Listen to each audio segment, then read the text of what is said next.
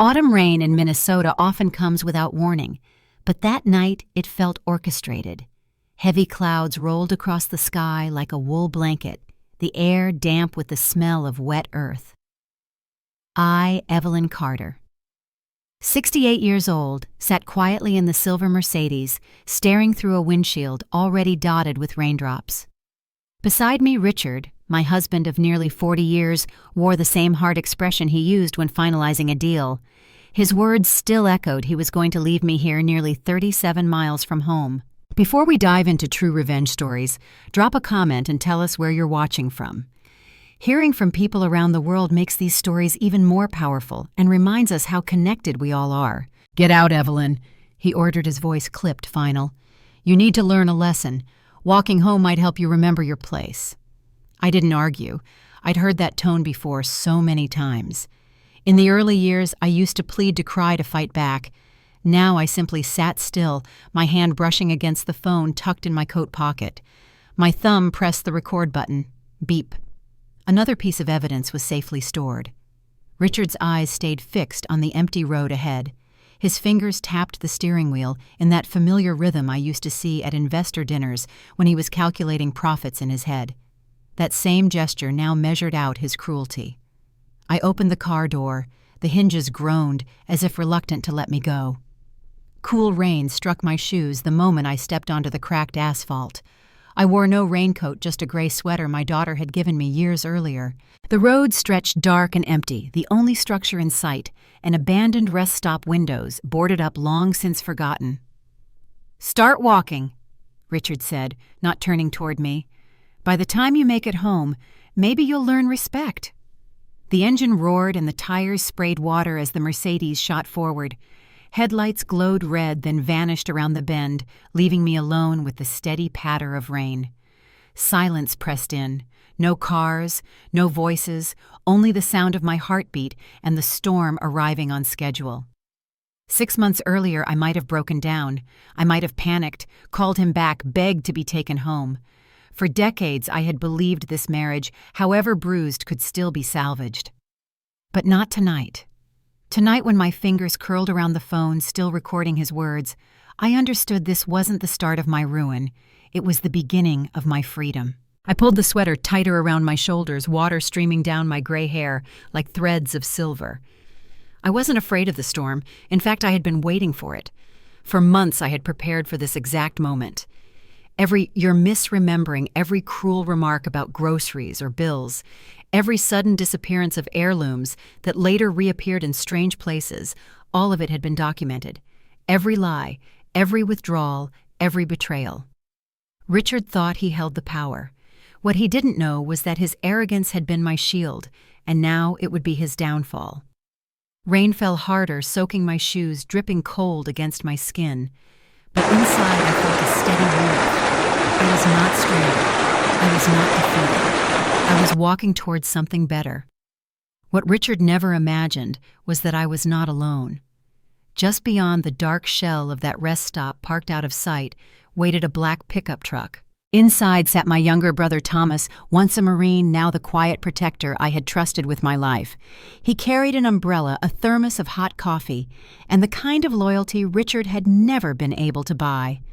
I breathed in deeply, letting the scent of rain and soil settle in my chest. Then I took my first steps, the sound of my heels sharp against the broken pavement. With each stride, I felt years of fear peeling away. Richard believed he was teaching me about obedience, but the truth was he had just provided me with the final proof of his own cruelty. Proof I could use. He thought this storm would humble me. He thought abandoning me would break my spirit. But as the rain fell harder, blurring the world into silver and shadow, I felt something I hadn't felt in years' strength. Tonight the lesson was his, and I was ready to see it through. 3 hours earlier, Richard and I had been sitting across from one another at Morton's, the kind of steakhouse he liked to reserve when he wanted to impress clients. It was our wedding anniversary, though I can't honestly say it felt like a celebration. The dining room glowed with soft amber light, the clink of silverware, and the murmur of conversation filling the air. Couples leaned in close over candlelight waiters, glided between tables with bottles of wine that cost more than my monthly grocery budget. Richard raised his glass of Cabernet, smiling in that practiced way he did when an audience was watching. "To 40 years," he said smoothly, though his eyes never truly met mine. I lifted my glass of water, pretending not to notice the absence of warmth in his tone. For decades I had trained myself to keep the peace and public smile nod, "Don't draw attention." But something inside me had shifted. Maybe it was age.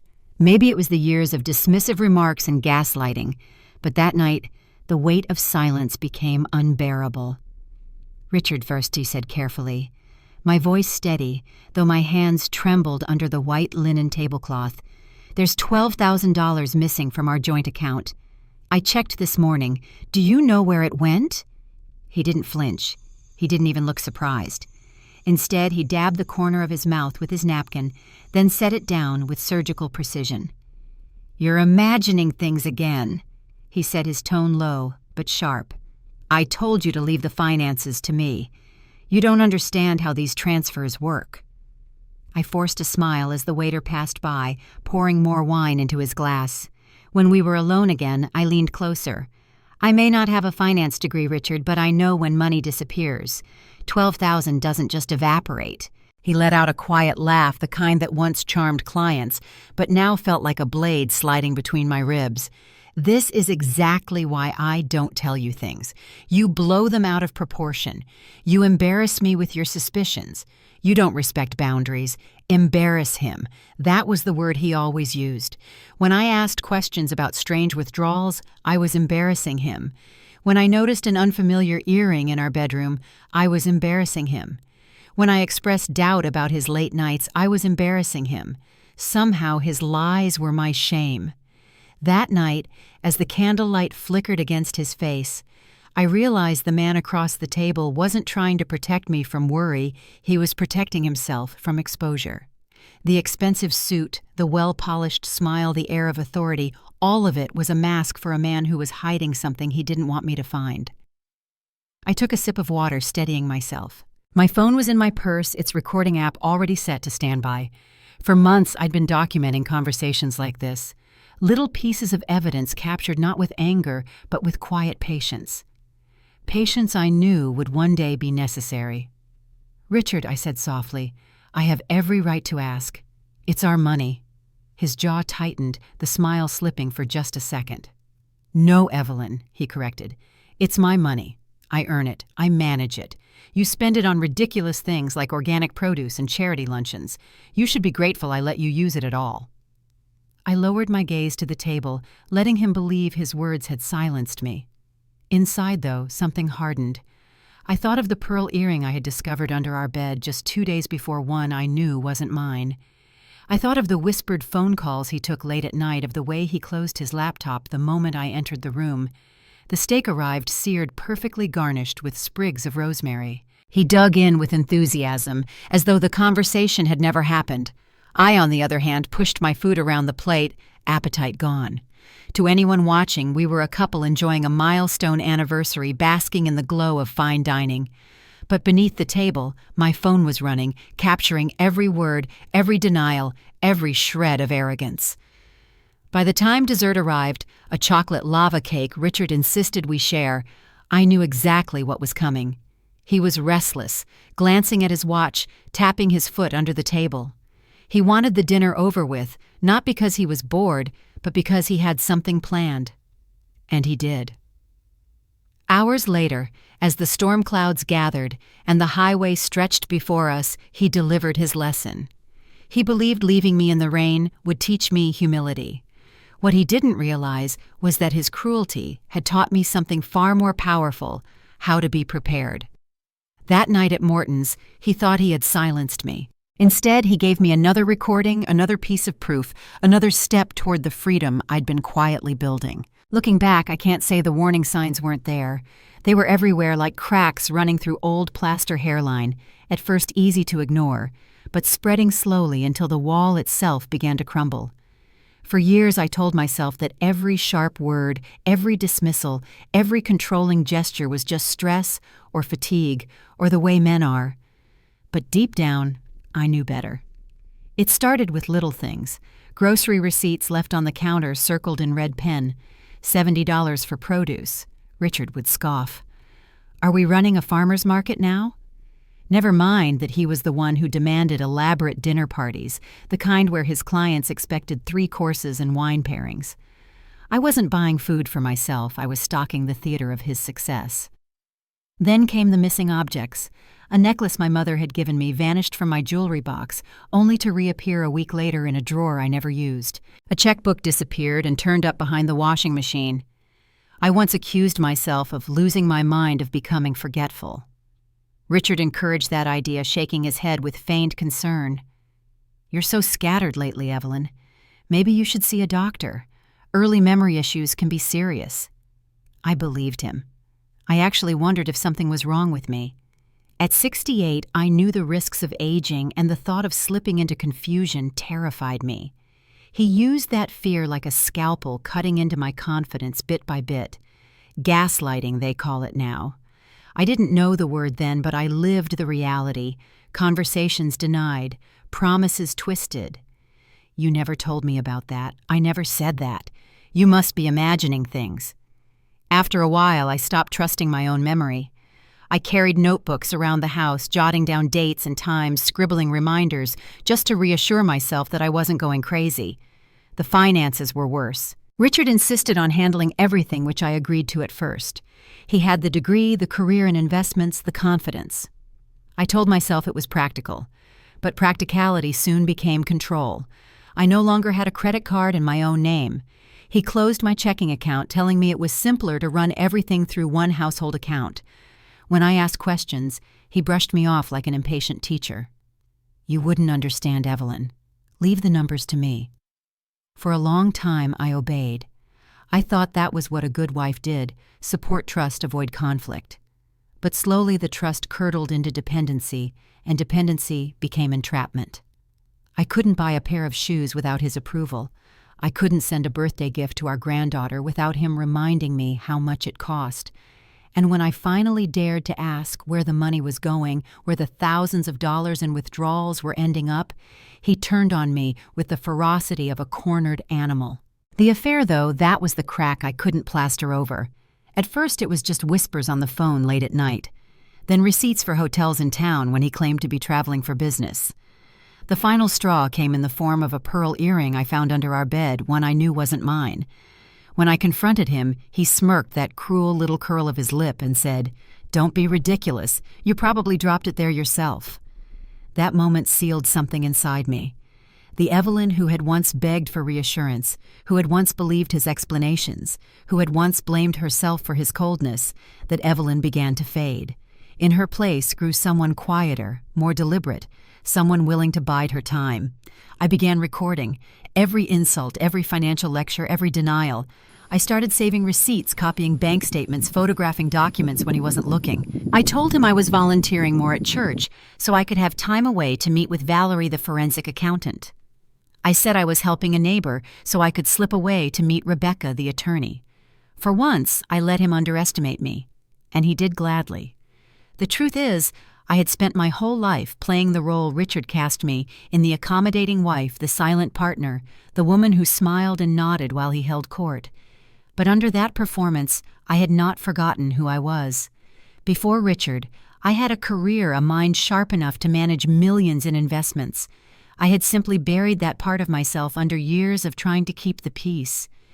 Standing in the rain that night with the storm pressing down, I thought about all those years of subtle humiliations, of whispered doubts, of gaslit fears. They had shaped me, yes, but they had not broken me. Instead, they had given me clarity. Richard thought he had erased my power.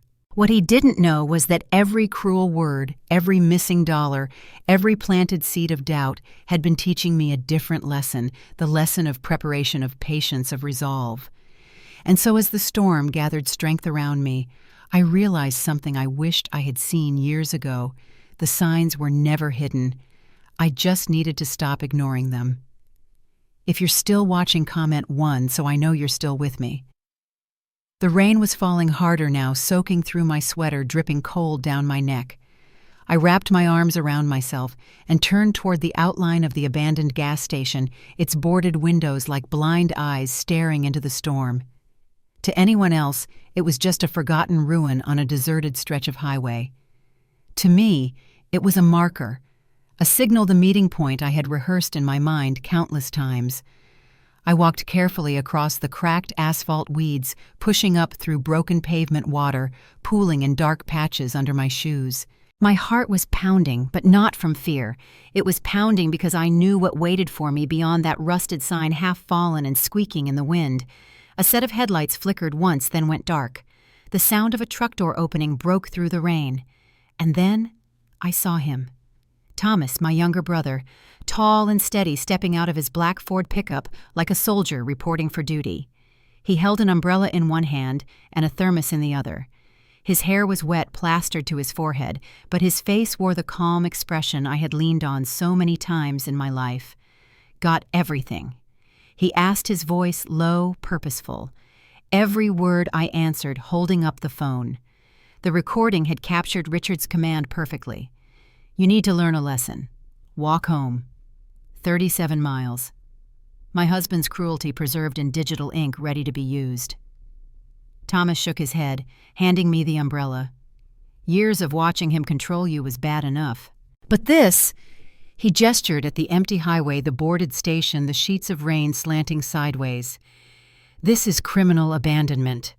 I took the thermos and wrapped my hands around it, the heat spreading through my fingers. It wasn't just coffee.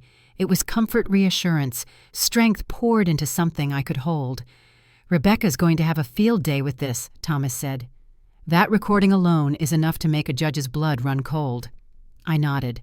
Rebecca, my attorney, had warned me it might take time to gather enough evidence, but tonight Richard had given us the missing piece.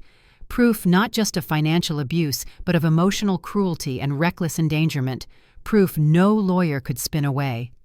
You ready to go? Thomas asked. Almost, I said. I turned back for a moment, staring into the dark stretch of road where Richard's car had disappeared. I imagined him driving home smug and satisfied, maybe pouring himself a glass of scotch, maybe texting Nancy to brag. He thought he had left me broken, stranded, humiliated. He had no idea that he had walked straight into the trap I'd been setting for months. Thomas placed a hand on my shoulder. Evelyn, he said gently, don't give him another thought tonight. This is about you now, about taking your life back. I met his eyes, the same shade of hazel as mine.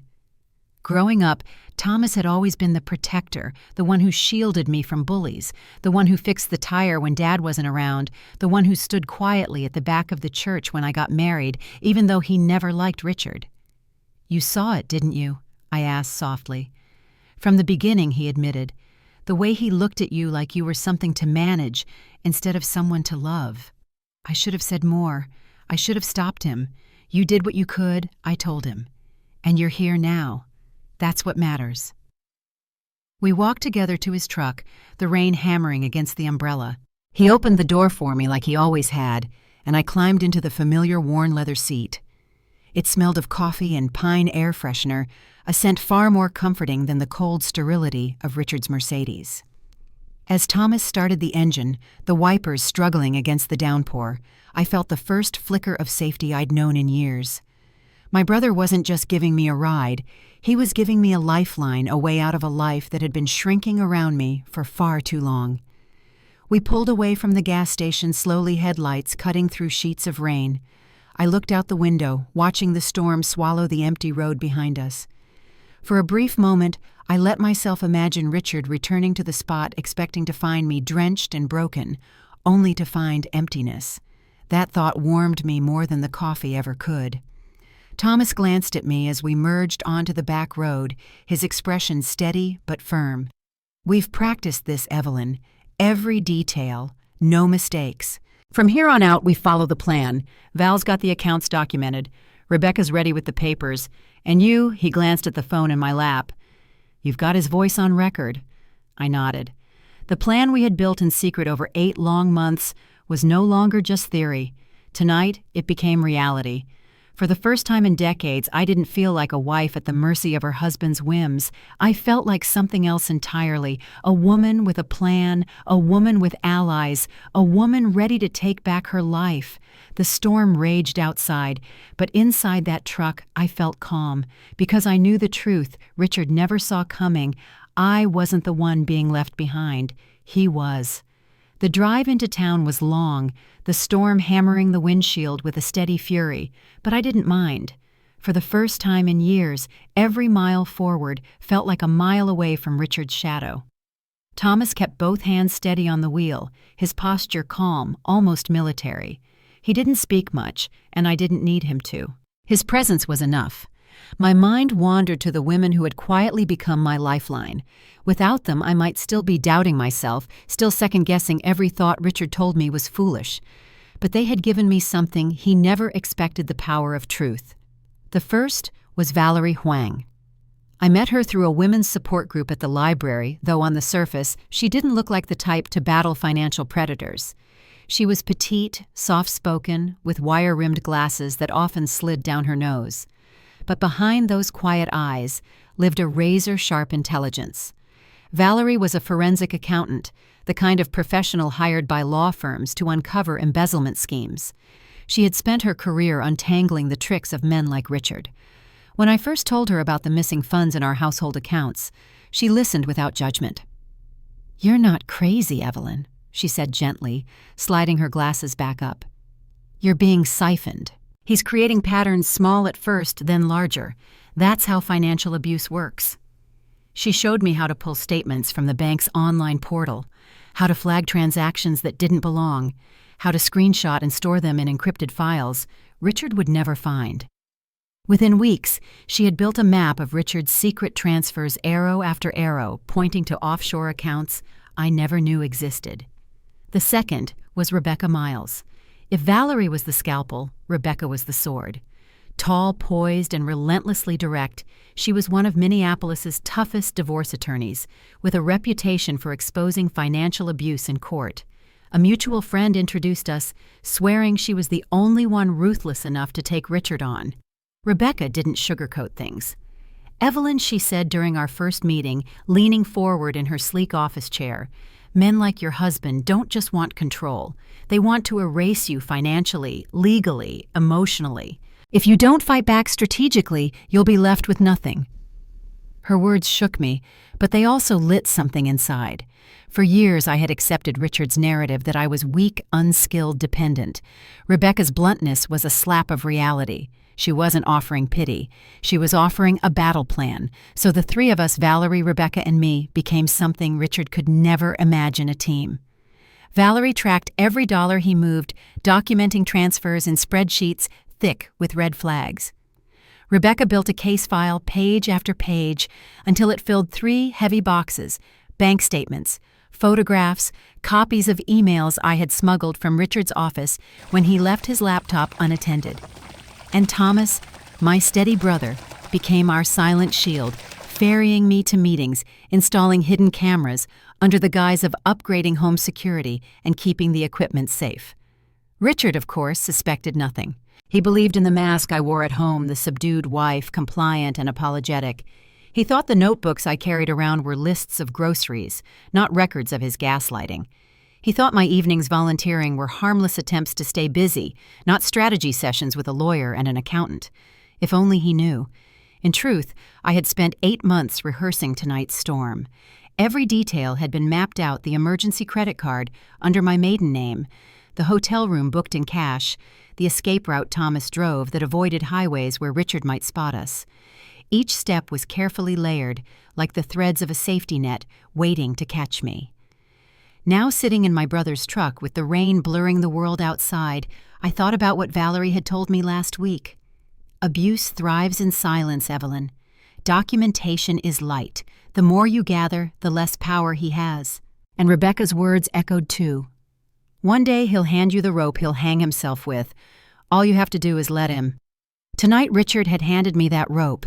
His arrogance had turned into evidence. I sipped the coffee Thomas had poured, its warmth spreading through me. For so long I had believed I was alone, too old, too dependent to escape. But the truth was, I had something stronger than youth or money. I had people who believed me, people who armed me with facts and law instead of fear. Richard thought marriage meant ownership, but what I had found through Valerie, Rebecca, and Thomas was something closer to family, the kind that protects, restores, and fights for you when you no longer have the strength to fight alone. As the truck rolled toward the city, I looked down at the phone still glowing in my lap. The recording was clear, sharp, undeniable. And with it, I felt something stir in me I hadn't felt in years, certainty. This wasn't just about survival anymore. It was about justice. The rain outside Thomas's truck had eased into a steady drizzle by the time we reached the outskirts of the city. But inside my chest, the storm hadn't quieted. It rumbled with anticipation, with the knowledge that months of secrets were about to break wide open. Thomas pulled into the dimly lit parking garage we'd chosen for nights like this. He parked in a corner far from the entrance where cameras couldn't catch more than shadows. We weren't hiding from the law, we were hiding from Richard, from his watchful eyes, from the network of people who owed him favors. Valerie was waiting for us upstairs in the hotel suite, her laptop already open, papers spread across the table in neat stacks. She looked exhausted, her dark hair tied back in a bun that had started to unravel, but her eyes sparkled with triumph. "You won't believe what he did today," she said, sliding a printed page across the table. It was a wire transfer receipt, $10,000 moved to an account in the Cayman Islands. Time-stamped just hours before our anniversary dinner. "He's been bleeding money for nearly 2 years, Valerie explained. At first it was subtle, smaller withdrawals labeled as business expenses. But once he realized you weren't watching closely, he grew bolder. Offshore accounts, shell corporations, even falsified insurance claims." I stared at the numbers on the page. They looked like any other bank document, but to me they were more than figures. They were pieces of my life siphoned away, evidence of every sacrifice dismissed as unimportant. And this, Valerie continued, flipping open her laptop, is the part he'll never talk his way out of. On the screen I saw my own bedroom. My stomach tightened. The hidden camera Thomas had installed in the smoke detector months ago had captured a scene I dreaded, but expected Richard ushering a young woman into the room, laughing as though it were his. Nancy, his assistant. She wore my silk robe, the one I'd saved for special occasions. She sat on the edge of the bed, sipping wine Richard had poured into our wedding crystal. "Play the audio," Thomas said grimly. Richard's voice filled the room. "She actually believes me. I told her the conference was mandatory. Poor Evelyn doesn't have a clue. A few more months and everything will be transferred. Then you and I can disappear." Nancy giggled, running her fingers along the glass.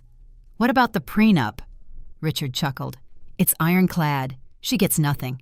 She doesn't even have the spine to fight. By the time she realizes what's happening, we'll be in Costa Rica and she'll be too broken to stop us." I pressed my hand against my chest. Not from heartbreak. I had stopped loving him long ago, but from the cold, crystalline resolve that settled deeper with every word. He hadn't just betrayed me. He had underestimated me, and that was going to be his downfall. Valerie paused the video. "We'll use this carefully. Judges don't always want to see salacious details, but when paired with financial records, it paints a clear picture: abuse, fraud, abandonment." Rebecca arrived then, her heels clicking against the tile as she swept into the room with the confidence of a woman who had never lost a battle. She set her briefcase on the table, glanced at the papers, then at me. "This is it, Evelyn. Tonight he crossed a line the courts can't ignore, with the financial records, the recordings, and the footage we can file for emergency relief by morning." "Will it be enough?" I asked, my voice steadier than I felt. Rebecca met my eyes. "It's more than enough. Judges don't take kindly to men who abandon their wives in storms while funneling money overseas. He thinks he's untouchable.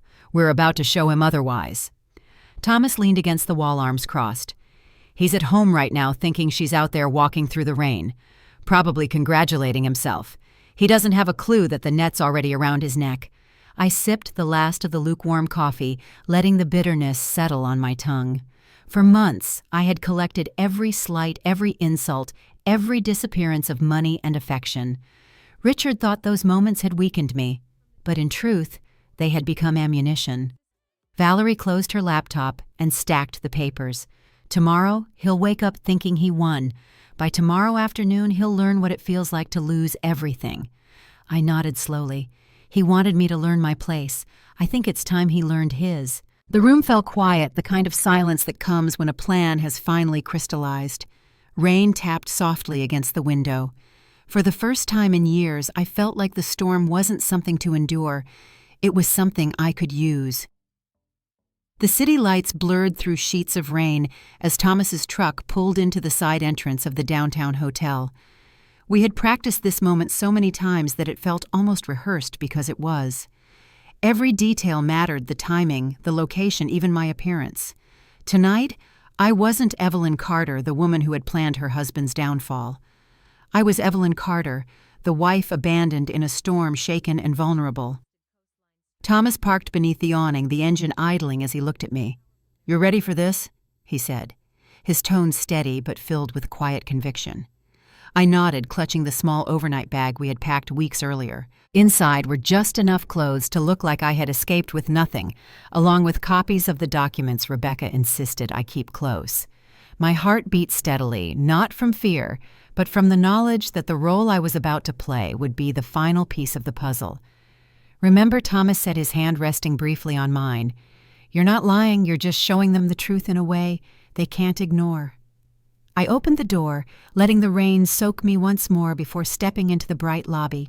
The contrast was jarring, the polished marble floors gleaming under chandeliers, the warmth of golden light, the faint scent of lilies in tall vases. It felt almost too clean, too safe after the storm outside. The night clerk, a young woman with kind eyes, looked up immediately. Her face shifted from routine courtesy to alarm as she saw me dripping my hair plastered to my forehead, my hands trembling just enough to sell the act. "Oh my goodness, are you all right?" she asked, rushing around the counter with a towel. I let my voice crack just enough. "My husband." I swallowed hard, lowering my eyes. "He left me. At a rest stop. In the storm. I walked for miles before someone helped me." Her horror was genuine, her compassion exactly what Rebecca had predicted. She wrapped the towel around my shoulders and guided me to a chair. "You're safe now," she said softly. "Let me get you some hot tea." Perfect. Every word, every gesture would be documented in the hotel's incident report, exactly as we needed. When she returned, I gave her my maiden name, Evelyn Harrison, and the emergency credit card Richard knew nothing about. "Just one night," I whispered. "Please." "Of course," she said gently, not pressing for details. "Room 412, take your time, I'll send up extra blankets." I thanked her, my voice still unsteady. The role wasn't difficult. All I had to do was remember the countless nights of fear, of humiliation, of walking on eggshells around Richard's moods. Those memories poured into my words like water into cracks. Upstairs the room was small but clean, its window overlooking rain-streaked city lights. I locked the door, fastened the chain, and finally allowed myself a deep breath. I wasn't just checking into a hotel, I was checking into my freedom. I pulled out the second phone Thomas had given me, the one Richard didn't know existed, and played back the recording from earlier. His voice filled the room, cold and cruel. "You need to learn a lesson, Evelyn. Walk home, 37 miles. I closed my eyes, letting the words wash over me, not as wounds, but as weapons. Tomorrow those words would be played in a courtroom. Tomorrow they would strip Richard of his mask of respectability. My phone buzzed. A message from Thomas Valerie documented another transfer this morning, $20,000 this time. He's panicking. Another buzz. This one from Rebecca Judge Coleman approved the emergency hearing tomorrow at 2:00. Bring the recording. I typed back with steady fingers. I'll be ready. At midnight, the calls began. First from Richard. "Evelyn, this is ridiculous. Call me back. The lesson's been learned." 10 minutes later, another. His tone harder. "Stop being childish. If you're trying to scare me, it's not working." By the third voicemail, the edge of panic had crept in. He was realizing something was off script. Then, to my surprise, Nancy called. Her voice was uncertain, almost pleading. "Evelyn, it's Nancy. Andrew asked me to call you. He's worried. He wants you to know he's sorry. Please come home." Richard never apologized. The fact that he sent his mistress to deliver fake contrition told me everything he was unraveling. I let the calls pile up, documenting each one. Not answering wasn't neglect. It was strategy. Let him worry. Let him imagine me broken wandering through the storm. The silence would eat at him, twisting his arrogance into fear. By 2:00 a.m., even his mother had called her sharp voice, leaving messages about duty and forgiveness. I saved them all. Evidence. Proof. Another layer in the web he had spun around himself. I ordered room service soup salad, a single glass of wine, and charged it to the hidden card. The receipt would show that I was calm enough to eat another piece of documentation for Rebecca's file. As I sat at the small desk, city lights flickering through rain-streaked glass, I realized something. For years, I had lived as if I were on stage playing the role Richard demanded: the dutiful wife, the silent partner, the woman who never questioned. Tonight I was still on stage, but this time, the role was mine. I wasn't pretending to be broken. I was showing just enough of the truth to make the world listen. Richard thought abandoning me would humiliate me. Instead, it had given me the perfect performance, one that would end with his own destruction. The courthouse smelled faintly of polished wood and old paper, the kind of place where time itself seemed to gather. As I walked through the marble corridors, my heels clicking steadily against the floor, I felt both exposed and powerful. For the first time in years, I wasn't following Richard's lead. I was walking into a room where he would have to answer for his actions. Rebecca strode beside me, her navy suit crisp, her briefcase swinging lightly, as though it contained nothing more than a day's notes. I knew better. Inside that case were 3 boxes worth of evidence recordings, bank statements, surveillance footage, all prepared, all ready. Thomas walked a half step behind, silent but solid. He wasn't part of the case legally, but his presence was a shield. I glanced at him, and he gave me the smallest of nods. "We've got this," it said. Courtroom 4B was already buzzing when we entered. Reporters had gathered in the back row, their pens poised, their eyes sharp. Richard sat at the defendant's table in a wrinkled suit, dark circles under his eyes, his posture stiff with indignation.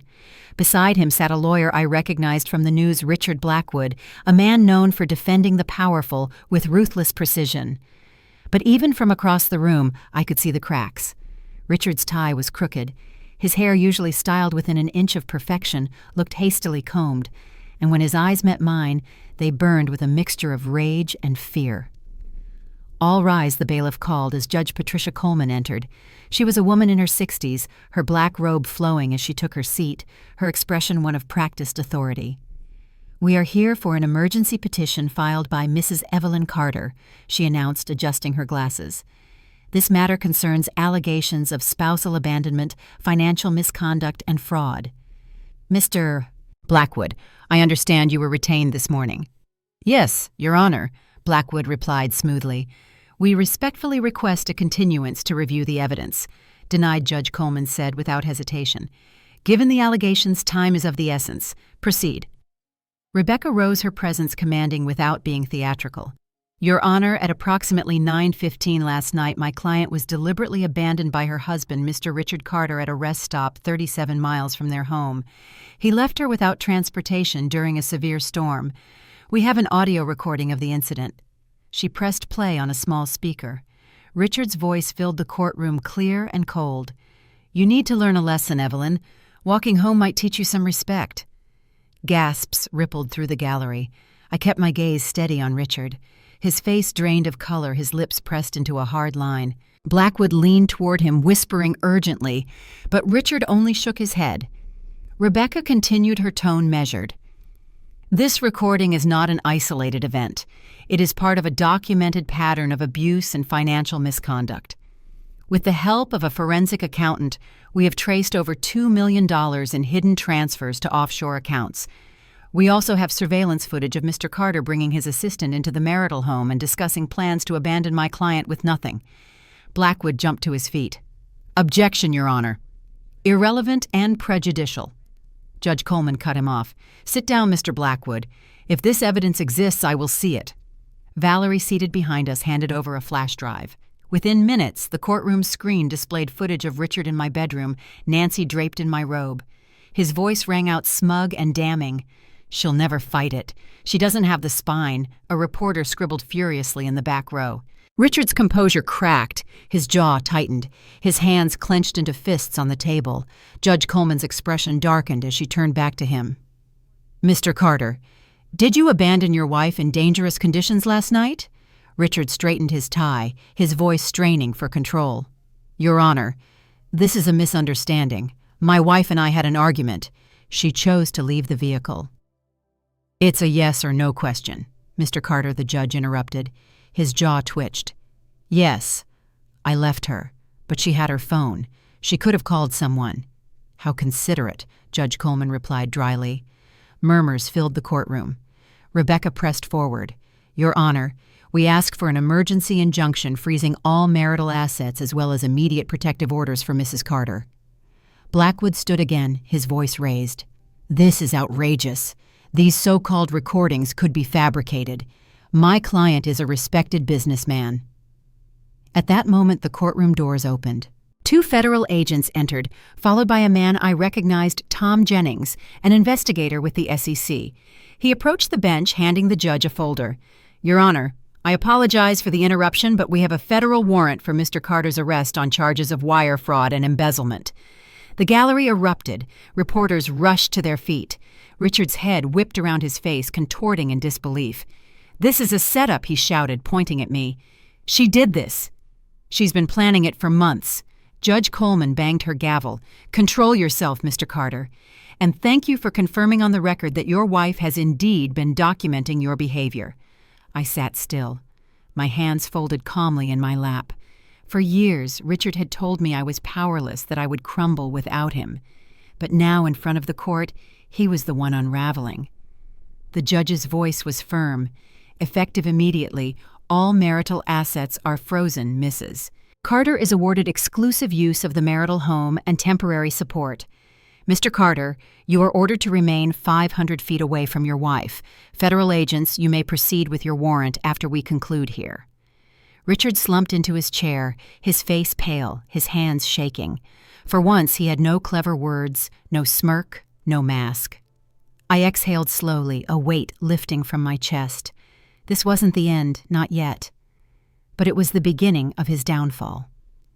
By the time we stepped out of the courthouse, the September air had cleared of rain, but the storm swirling around Richard was only just beginning. Reporters crowded the steps, microphones thrust forward, cameras flashing like lightning. Rebecca kept a firm grip on my elbow, guiding me through the chaos, while Thomas formed a protective barrier at my other side. "Mrs. Carter, is it true your husband stole millions from his clients?" "Evelyn, how long have you been preparing this case? Will you be pressing criminal charges in addition to divorce?" The questions came rapid fire, each one sharper than the last. Rebecca's voice cut through them with practiced authority. "No comment. The federal investigation is ongoing. My client will not be making any statements today." We pushed through to Thomas's truck, but I caught a glimpse of Richard on the courthouse steps. Federal agents flanked him, their hands firm on his arms as he was led down in handcuffs. The cameras swarmed closer, capturing the image that would soon be splashed across every screen in Minneapolis, the golden boy of hedge funds now exposed as a fraud. That night the news broke faster than even I expected. By 6 o'clock, Richard's mugshot was on every channel, his once polished face looking haggard under fluorescent jail lighting. The anchors spoke in solemn tones about the charges: embezzlement, wire fraud, financial abuse. They replayed the audio recording from the rest stop, his cold voice echoing in living rooms across the state. "You need to learn a lesson, Evelyn." Neighbors texted me one after another. "We always thought something was off about him. So proud of you for standing strong. If you need anything, we're here." Each message was like a small stone building the wall of truth between Richard's lies and the life I was reclaiming. But not all the messages were kind. His mother Margaret sent one dripping with venom. "I hope you're satisfied, Evelyn, destroying a good man over petty jealousy." I deleted it without hesitation. She would learn soon enough that her son wasn't a victim. He was the architect of his own ruin. Social media erupted too. Former employees came forward with stories of suspicious firings and missing bonuses.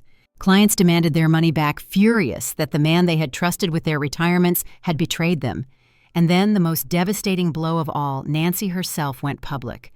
On Instagram, she posted screenshots of Richard's texts, photos from their lavish trips paid with stolen funds, and a confession of her own. He told me his wife was unstable, controlling, unfit for marriage. He said the divorce papers were already filed. I believed him. I was a fool. He lied to me, too. Her words spread like wildfire, not because they exonerated her, but because they painted Richard as a man who manipulated everyone, clients, mistresses, even family. By midnight, his name wasn't just trending locally, it was national. Inside the hotel suite, Thomas sat at the small table scrolling through the avalanche of headlines. "This isn't just a scandal anymore," he said quietly. "This is a collapse." Rebecca paced the room, her phone buzzing every few minutes. "Civil suits are coming. I've already spoken with 3 of his largest clients. They're preparing to sue for damages. Evelyn, they'll likely want you to testify." "Me?" I asked, startled. "Yes," she said firmly, "because you saw the gaslighting, the lies, the manipulation up close. You represent the personal side of his fraud. A jury needs to see the wife he tried to break, the woman he underestimated." I thought about it for a moment, then nodded. "If it helps expose him, I'll do it." Valerie arrived late, her arms full of files. She spread them across the desk, her eyes shining despite the exhaustion etched into her face. "The forensic trail is airtight. Offshore accounts, frozen, false tax filings, documented shell corporations dismantled. He can hire the best defense attorney money can buy, but it won't change the facts. He's finished." I walked to the window, staring out at the glowing skyline. Somewhere out there, Richard was sitting in a cold cell, stripped of his suit, stripped of his control, stripped of the image he had spent decades crafting. He had wanted to teach me a lesson about obedience. Instead, he had taught the world a lesson about arrogance. The irony was almost poetic. For years, he told me I didn't understand finance, that I was too simple, too emotional, too naive. And yet, now it was my testimony, my documentation, my quiet patience that had built the case to bring him down. As the evening news rolled on, the anchor's words seemed to echo my thoughts. What began as a private act of cruelty has unraveled into one of the most significant financial scandals this city has ever seen. The downfall of Richard Carter is not just a story of fraud, it is a story of control, betrayal, and ultimately justice. I let out a slow breath, my reflection in the glass, steadier than it had been in years. Richard's reputation was gone. His empire was crumbling. And for the first time in decades, I didn't feel small in his shadow. I felt free. The morning after Richard's arrest, I woke to the sound of my phone buzzing relentlessly on the nightstand. For a moment, I thought it was another round of reporters or Richard's associates scrambling to salvage what they could. But when I saw the caller ID, my stomach tightened.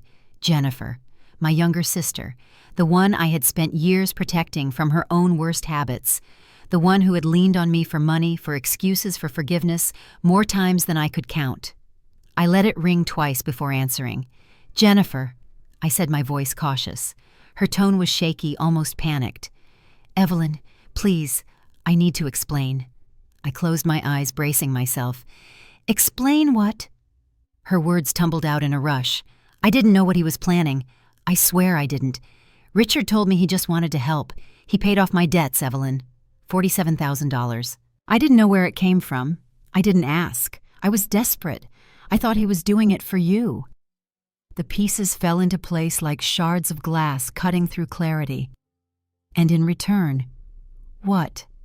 You fed him information about me, about our family finances, about Mom." Silence. Then, in a voice barely above a whisper, "Yes." Anger flared hot in my chest. But beneath it was a deeper ache. Betrayal from a husband was one thing. Betrayal from blood, from the sister I had once held by the hand on the first day of school, cut deeper. "What did you tell him, Jennifer?" I demanded. She hesitated, then admitted. "He asked about Dad's estate, about the properties, the will, any trusts. I thought he was planning something good, maybe setting up better care for Mom. I didn't know he was trying to get to the trust." I froze. "What trust?" "The one Dad set up for you," she said quickly, as if ripping off a bandage. "Mom's been holding it. $2 million. He left it in your name because he knew about my gambling. He didn't trust me with money. Richard found out through me. He's been trying to get access for months." The room tilted slightly. My father, dead 5 years now, had left behind a safeguard I hadn't known existed, and Richard, ever the predator, had sniffed it out through the weakest link in the chain, my sister. Jennifer's voice cracked. "I'm so sorry, Evelyn. I never meant to hurt you. Please let me make this right. I've kept every email, every text he sent me. I'll give them to you, all of them." My first instinct was to hang up, to tell her she'd made her choice, but another voice inside, calmer and colder, reminded me that evidence was evidence. Richard's manipulation stretched far beyond me, and every scrap mattered. "Bring them to me," I said finally. "But not here. Neutral ground. Tomorrow." She agreed instantly, relief flooding her tone. After I ended the call, I sat in silence, the weight of it pressing down on me. Richard's betrayal had been expected. Jennifer's was a wound I hadn't prepared for. Yet even in that wound I found strength. He hadn't broken me, he had revealed the truth. Later that afternoon, Thomas drove me to the memory care facility where Mom lived. The halls smelled faintly of lavender and disinfectant. The air hushed, except for the murmur of televisions in the common rooms. Mom was having one of her clearer days, her blue eyes sharp as they settled on me. "I knew what he was," she said without preamble, squeezing my hand. The first time Richard walked through our door, I saw it in his eyes. He didn't look at you. He looked at our house. At everything, like it was a ledger to be tallied. Tears stung my eyes, but I held steady. "Why didn't you tell me about the trust, Mom?"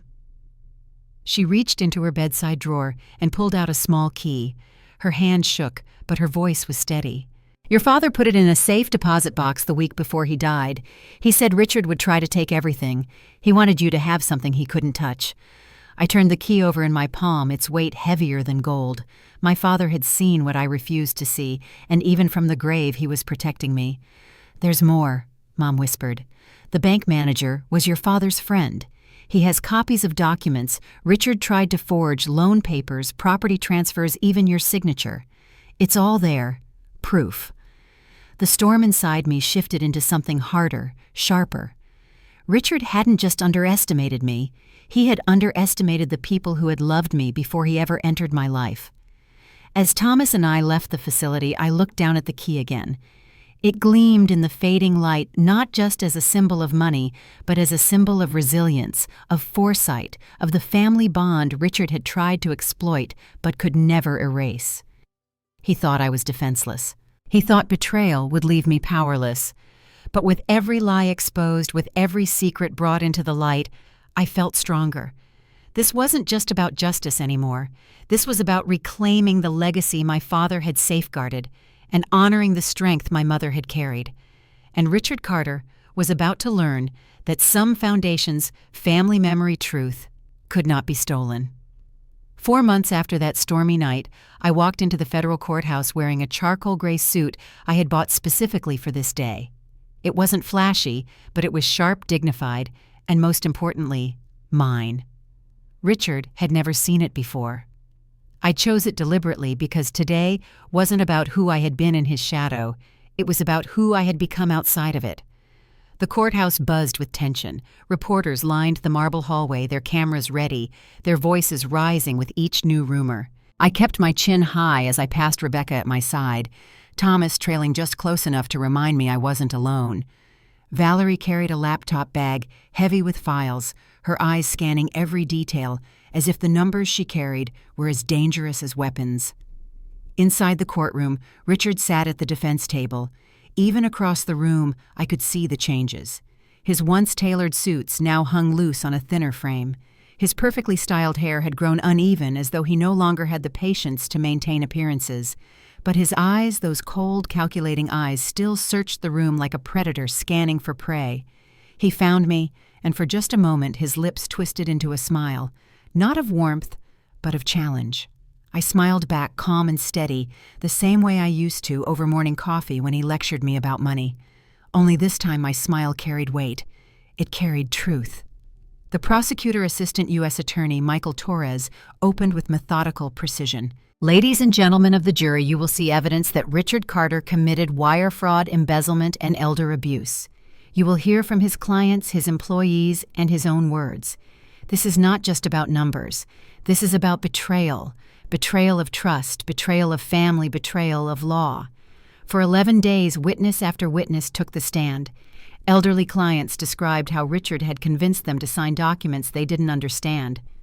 One woman, her hands trembling, testified that he told her she must be forgetting things when she questioned missing funds. Another man broke down as he admitted he had lost his retirement savings to Richard's schemes. Former employees spoke too. They described late-night instructions to adjust records to move money quietly to file reports that didn't add up. Valerie took the stand, guiding the jury through a labyrinth of offshore accounts, wire transfers, and shell companies. Her calm, steady voice made the complexity clear. Richard had stolen millions, and he had done it with deliberate precision. But it was the recordings that cut deepest. On the large courtroom screen, the jury watched Richard in our bedroom, Nancy in my robe, both of them laughing. His voice played clearly. "She'll never fight it. She doesn't have the spine." Gasps rippled through the room. Richard shifted uncomfortably in his seat, tugging at his collar. For once he looked small. Nancy herself testified, her once polished appearance replaced with simple clothes and a somber expression. Granted immunity, she told the court about the trips, the gifts, the promises Richard had made.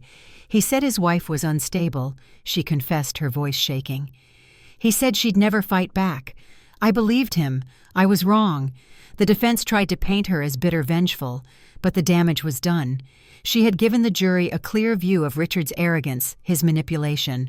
Then came the most shocking witness of all, a young man named Christopher Walsh. He was only 22, but his resemblance to Richard was unmistakable, the sharp jawline, the same piercing eyes. The courtroom held its breath as he introduced himself. "I am Richard Carter's son," he said quietly. "From a relationship he had in college. He paid my mother every month for 22 years to keep me a secret. That money came from his client accounts. He presented bank records, monthly payments, tied directly to accounts Richard had already been accused of draining." The prosecutor leaned into the moment. So not only was Mr. Carter stealing from his clients, he was using their money to cover up his own past. The jury shifted, faces hardening. Richard's attorney tried to object, but Judge Coleman overruled. "It establishes a pattern," she said firmly. On the 12th day, Richard made his mistake. Against his attorney's advice, he took the stand. He tried to spin a story where he was the victim, where I had orchestrated everything, where his clients had misunderstood, where the recordings were taken out of context. At one point, he even gestured toward me, his voice rising. "She set me up. She was plotting for months. None of this is real." The prosecutor pounced. "So you admit your wife was documenting your actions?" Richard faltered. "Well, yes, but—" The courtroom erupted in murmurs. The jury's eyes sharpened. His arrogance had betrayed him once again. The prosecutor pressed harder. "And did you or did you not abandon your wife at a rest stop 37 miles from home during a storm?" Richard's voice cracked. She could have called someone." "It's a yes or no, Mr. Carter." Silence stretched. Finally, through clenched teeth, "Yes." The jury didn't need to deliberate long. Less than 3 hours later, the foreman stood and read the verdict.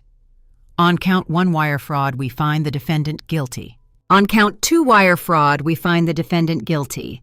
On all counts, guilty." Richard slumped in his chair, his hands covering his face. I sat still, Rebecca on one side, Thomas on the other. My heart didn't race. My palms didn't sweat. Instead, I felt a calm so deep it surprised me. He had once told me I was powerless, that I would never stand up to him, that I would be left with nothing.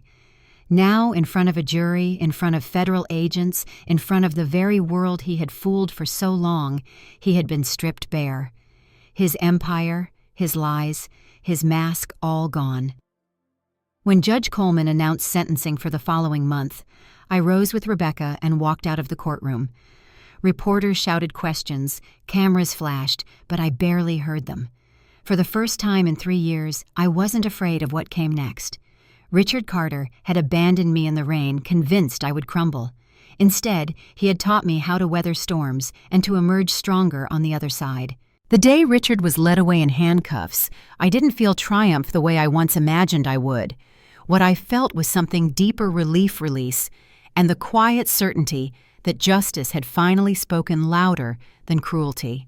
For years, Richard believed he could hide behind lies and intimidation, but Scripture reminds us, "For there is nothing hidden that will not be disclosed, and nothing concealed that will not be known or brought out into the open." Luke 8:17. Every secret account, every forged signature, every betrayal came to light. In the months that followed, I stood not just as a widow of a broken marriage, but as a survivor who had found purpose. With Rebecca's legal expertise, Valerie's relentless accounting skills, and Thomas's loyalty, we founded the Phoenix Foundation, a place where women escaping financial abuse could find refuge and strength. Each woman who walked through those doors carried her own scars, but together we showed them that scars could become armor. Richard's downfall was never just about me. It was about exposing a pattern of exploitation that harmed many. His clients reclaimed their stolen funds, his victims found their voices, and his name, once a symbol of wealth, became a cautionary tale. In the end, the pit he dug for others became the one he fell into.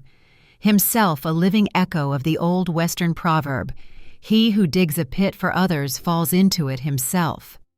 But revenge was never the true destination. This wasn't about striking back in anger. It was about restoring dignity, truth, and justice. It was about proving that resilience is stronger than cruelty, that faith and patience carry more weight than manipulation. That is why I say this isn't just another dramatic account. It belongs among the true revenge stories that matter, the kind where the lesson isn't hate, but transformation. Now, when I sit in my office at the foundation, the rain tapping softly against the windows, I sometimes think back to that night at the rest stop. Richard thought he had abandoned me in weakness. What he never understood was that storms don't only destroy, they also cleanse. That night, the rain didn't drown me. It baptized me into a new beginning. And so, to those of you listening now, if you've ever been told you are powerless, remember Evelyn Carter's story.